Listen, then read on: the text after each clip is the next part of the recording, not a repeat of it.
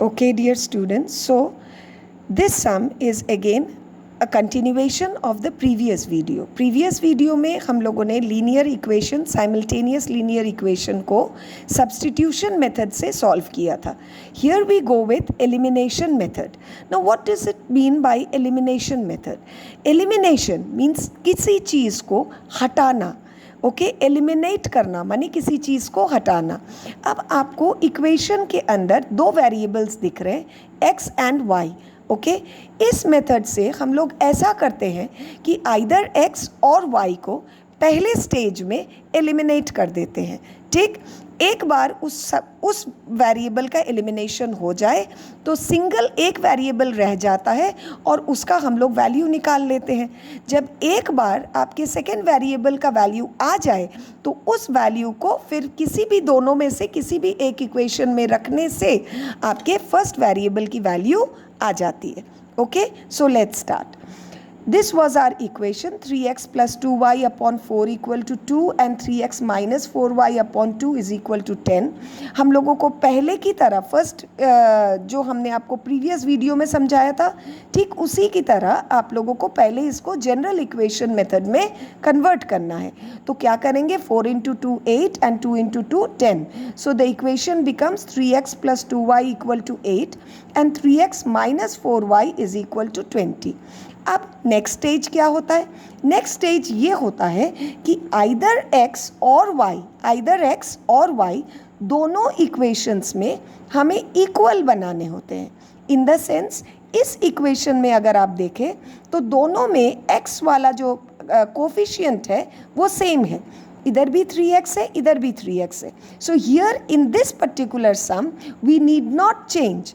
But अगर दोनों की वैल्यूज़ अलग अलग होती हैं तो फिर हमें एक इक्वेशन के कोफिशिएंट से दूसरे इक्वेशन को मल्टीप्लाई करके इक्वल बनाना होता है.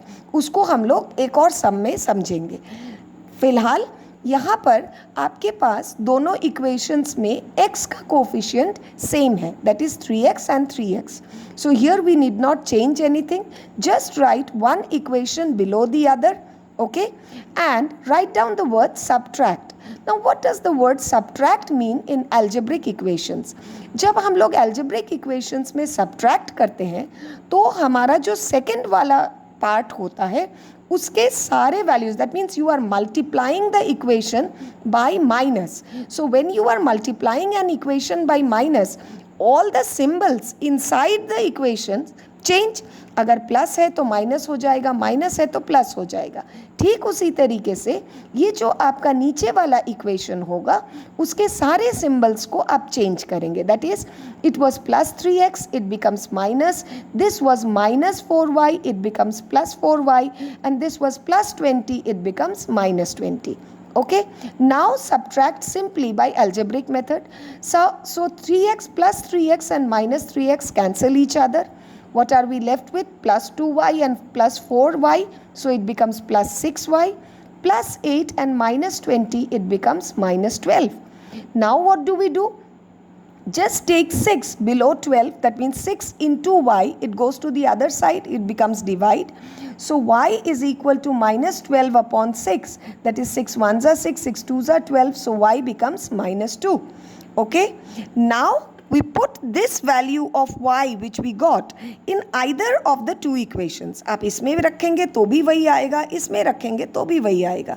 Okay, so putting the value of y, इस केस में मैंने लिखा है इक्वेशन 1, आप इक्वेशन 2 में भी रख सकते हैं. Fine. So 3x plus 2y is equal to 8 था तो y के बदले में आपने क्या रखा? Minus 2. So it becomes 3x minus 4 is equal to 8. Now take this 4 that side. 3x is equal to 8 plus 4. 3x equal to 12. So x क्या हो गया? 12 upon 3. 3 1s are 3, 3 4s are 12. x becomes 4. So have you seen previous वाले सम जब तरीके से हमने किया था तब भी y equal to minus 2 and x equal to 4 आया था और इस बार भी y is equal to minus 2 and x equal to 4 आया. Understood all of you?